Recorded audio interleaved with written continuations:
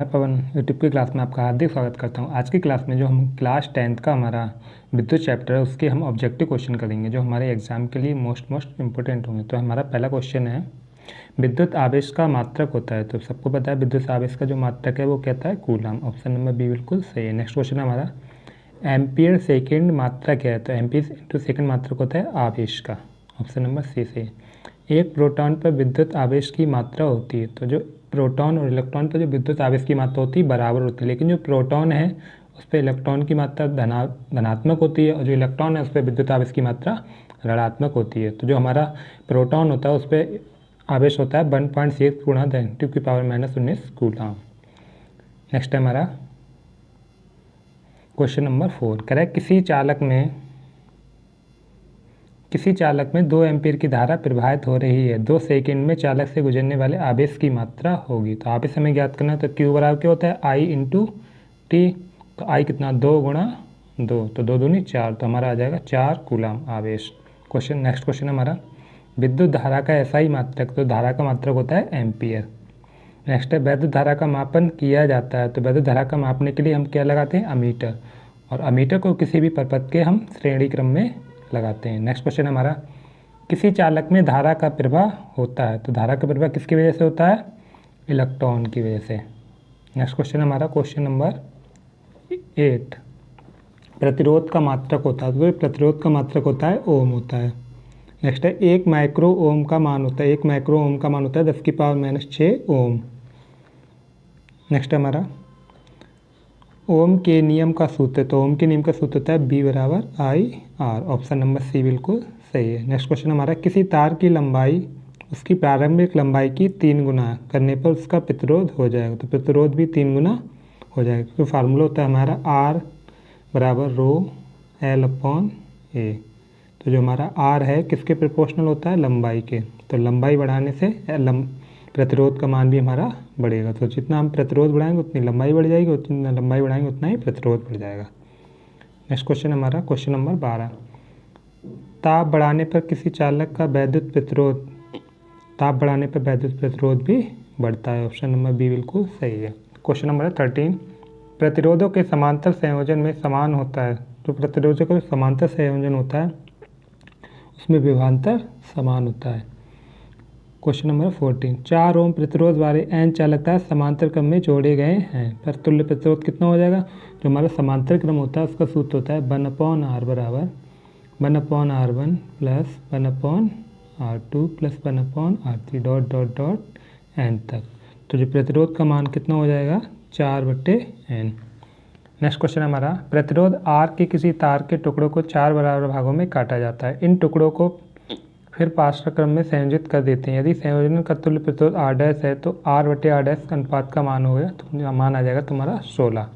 Next question हमारा, यदि R प्रतिरोध के 2 प्रतिरोध को समांतर क्रम में जोड़े जाएं तथा एक R प्रतिरोध को उनके श्रेणी क्रम में जोड़ा जाए तो परिणामी प्रतिरोध कितना होगा, 3R/2। नेक्स्ट हमारा क्वेश्चन नंबर 17, किसी परपथ में लगे विभवांतर को स्थिर रखते हुए परपथ के प्रतिरोध को 3 गुना कर दिया तो परपथ में धारा हो जाएगी। तो धारा कितनी हो जाएगी, 1/3। धारा हो जाएगी 1/3। नेक्स्ट क्वेश्चन हमारा क्वेश्चन नंबर 18, करें 5 ओम प्रतिरोध तार को 5 बराबर टुकड़ों में काटने में प्रत्येक टुकड़े का प्रतिरोध होगा। तो कितना होगा, 1 ओम हो जाएगा। 1 किलोवाट घंटा मात्रक है। तो किसका मात्रक होता है, विद्युत ऊर्जा का। नेक्स्ट क्वेश्चन है क्वेश्चन नंबर 20, यदि एक वैद्युत बल्ब पर 12 वोल्ट एवं 30 वाट लिखा है तो इसमें प्रवाहित धारा का मान ज्ञात कीजिए। तो फार्मूला होता है P = B × I।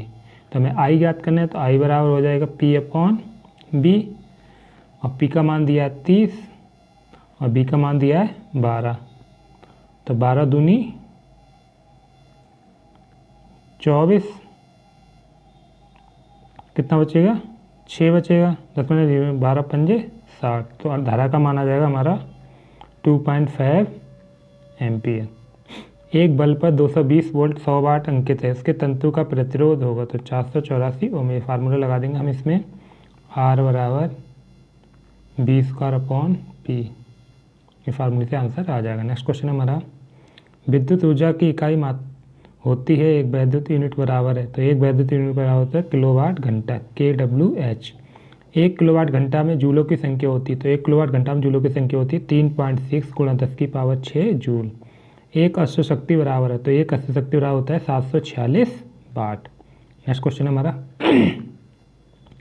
एक मेन से R1 व R2 प्रतिरोधों में 2 तार समांतर क्रम में जोड़े जाते हैं। यदि इनमें प्रवाहित धारा क्रमशः I1 व I2 हो एवं प्रति सेकंड उत्पन्न ऊष्मा क्रमशः H1 व H2 हो, तब संबंध होगा तो H1 बटे H2 बराबर R2 बटे R1 हो जाएगा।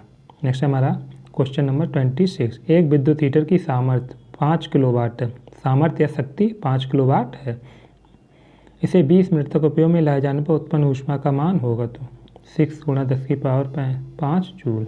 ऑप्शन नंबर सी बिल्कुल सही। नेक्स्ट क्वेश्चन हमारा क्वेश्चन नंबर 27। दो चालक तार जिनके पदार्थ लंबाई तथा व्यास समान है किसी विद्युत परिपथ में पहले श्रेणी क्रम में और फिर समांतर क्रम में जोड़े जाते हैं। श्रेणी तथा पार्श्वक्रम श्रेणी में उत्पन्न ऊष्मा का अनुपात क्या होगा तो 1:4। बिजली के बल्ब में फिलामेंट बना होता है टंगस्टन का। हीटर का तार बना होता है नाइक्रोम का। विद्युत शक्ति का सही सूत्र होता है तो P बराबर I²R। ऑप्शन नंबर बी बिल्कुल सही। वैद्युत शक्ति का मात्रक होता है वाट। दो वैद्युत बल्बों की सामर्थ्य क्रमशः 60 वाट तथा 100 वाट है। दोनों 220 वोल्ट पर कार्य करते हैं। इनके प्रतिरोध का अनुपात होगा 5/3 या 5:3। समान विद्युत शक्ति के ताप दीप्त बल्ब एवं हीटर में से किसमें अधिक प्रकाश होगा तो बल्ब में। नेक्स्ट हमारा किसी विद्युत बल्ब का अनुमतांक 220 वोल्ट 100 वाट है। जब इसे 110 वोल्ट पर प्रसारित करते हैं तब इसके द्वारा उपभोग शक्ति कितनी होगी तो 50 वाट आ जाएगा निकल के। नेक्स्ट हमारा निम्न परिपथ में ए एवं बी बिंदुओं के बीच तुल्य प्रतिरोध होगा तो आ जाएगा 1 ओम निकल के, क्योंकि जो हमारा प्रतिरोध 1 ओम और 1 ओम किस में है समांतर क्रम में है, तो इनका सोल्यूशन आ जाएगा 0.5 ओम। और जो हमारा किसका है इसके साथ श्रेणी क्रम में हो जाए तो दोनों को जोड़ देंगे तो हमारा आ जाएगा 1 ओम। नेक्स्ट हमारा 36। अत्यधिक उच्च प्रतिरोध वाला पदार्थ कहलाता है तो उन्हें कहते हैं विद्युत रोधी। जिसका प्रतिरोध अधिक होता है इसका मतलब उसमें क्या धारा का मान कम होगा और धारा इसका मतलब धारा उसमें बहेगी नहीं। जब प्रतिरोध अधिक होगा तो इसका मतलब वो कैसा हो जाएगा विद्युत रोधी हो जाएगा, जिसे कुचालक कहते हैं। किसी विद्युत केतली में प्रवाहित धारा 3 गुनी कर देने पर केतली में उत्पन्न ऊष्मा की मात्रा होगी तो 9 गुनी हो जाएगी। ओम के नियम अनुसार विभवांतर व धारा के बीच ग्राफ होगा एक सरल रेखा। आपके घर की टीवी में एलईडी इंडिकेटर लगा है जो 0.75 वोल्ट एवं 100 मिली एम्पीयर पर कार्य करता है। इसकी शक्ति या पावर कितना हुई तो 75 मिली वाट। 1.5 विद्युत वाहक बल के सेल का आंतरिक प्रतिरोध 3 ओम, तो सेल से प्राप्त धारा का अधिकतम मान क्या होगा 0.5 एम्पीयर आ जाएगा। किसी मकान में 200 वोल्ट पर विद्युत आपूर्ति की जाती है। मकान में 100 ओम और 200 ओम प्रतिरोध के 2 विद्युत बल्ब प्रतिदिन 1 घंटा प्रयोग में आते हैं। प्रतिदिन वैद्युत शक्ति की खपत होगी 600 वाट घंटा। किसी विद्युत परिपथ में 2 ओम 4 ओम और 6 ओम के 3 प्रतिरोध श्रेणी क्रम में जुड़े हैं। इस परिपथ में 2 एम्पीयर की धारा प्रवाहित हो रही है। इस प्रत्येक प्रतिरोध के सिरों के बीच विभवांतर होगा तो हो जाएगा 4 वोल्ट 8 वोल्ट 12 वोल्ट। नेक्स्ट हमारा किसी विद्युत चालक का प्रतिरोध निम्न में से किस बात पर निर्भर करता है तो चालक का जो प्रतिरोध है फार्मूला होता है R बराबर रो L/A। तो जो प्रतिरोध का मान है लंबाई पर डिपेंड करता है, उसके क्षेत्रफल पर निर्भर करता है और चालक के पर निर्भर नहीं करता है।